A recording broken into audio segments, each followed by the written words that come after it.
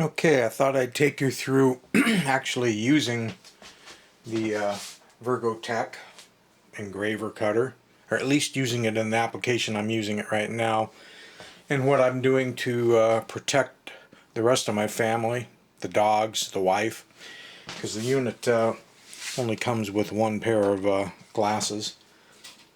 But I don't end up really needing those anyway. I'll be using them in this video, but normally I keep this whole unit, and I'm going to handhold the camera here, inside a box, which I've painted the inside of black, and there's a vent fan, and when the unit is running I have the box closed and the vent fan goes out to a board insert that I put in the window and just blows the smoke and stink out that way.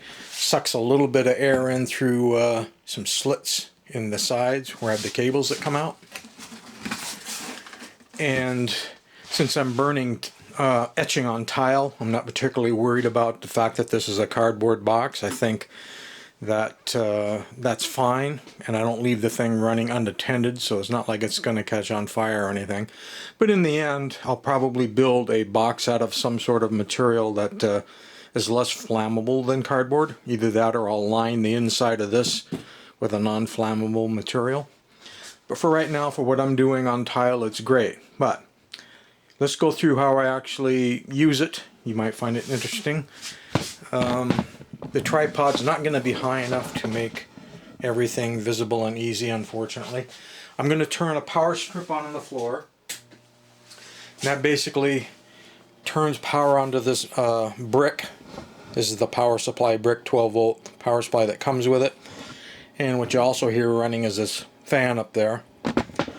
On the side of the unit there are 3 buttons. The one furthest back's your power button. You hold that in to hear a little chirp like that. The unit is now on. There'll be a blue light that'll flash every now and then up here. That indicates that the Wi-Fi is active. These 2 white buttons are what you use if you run the thing in standalone mode. So, well, actually all 3 of them. Once it's on, if I poke the power button again quickly, it'll turn the laser on low power, like that. See that dot? And that's the dot you would use for focusing. Then the next button, if you were to push that, well, there is something programmed in there, so I'll just go ahead and push it. If you push it, it then shows the outline of where it's going to be engraving. And what that allows you to do, in my case I'm using tiles, that allows you to align your tile to match the engraving area, or where you want the engraving to happen on the tile. And you can stop it again by hitting that button once more.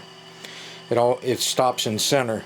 Then the next button over, if I push that, it would actually start burning whatever the last file was that I saved that SD card. But I don't want to save that to the SD card. I want to do a new project, so we're going to go over to the computer. So the angle will be funky, but you'll be able to see what's going on here, I think. So, first thing I'm going to want to do is open the VirgoWorks that comes with it. And up here I'm going to hit connect. The Wi-Fi should connect. And it says Wi-Fi on, so it did connect. And next thing I'm going to do is I'm going to open the image that I want to do. And to try to remember, I think I put it in here. I'm going to grab a Robot Raven image. Robot Raven's my band. And it's going to look oversized at the moment. Basically I took a color image off of one of our albums, turned it into black and white to get it ready. And over here on my settings I'm going to be using line binary. I'm going to be going a speed of 1000 millimeters per minute, 50% burn power, and probably 9 dots. I wonder, maybe I should go to 10. I'll go to 10. Since I'm in line mode, it's actually lines. Okay, so I've made those selections. I brought an image in. I'm going to come down here and hit confirm. and now you can see the whole thing. But if I hit range preview, I can now line the tile up. Move you over here. Hang on, everybody. Turkey jerky. And get down in there. So I'm going to try to line the tile up.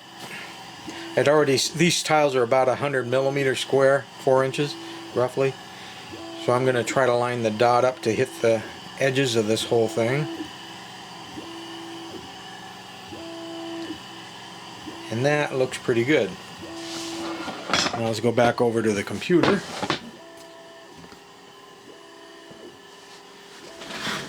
And I'm going to hit stop preview. Now at this point I should be able to hit right here it says export file, and I believe because I'm connected to Wi-Fi it should send it over to it.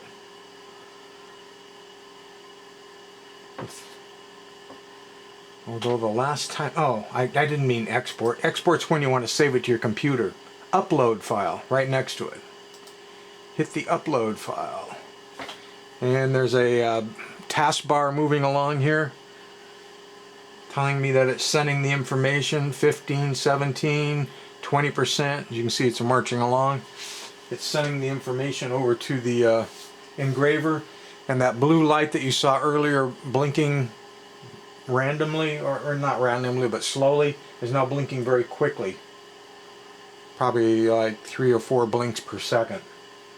So I know it's receiving something, and we're getting there.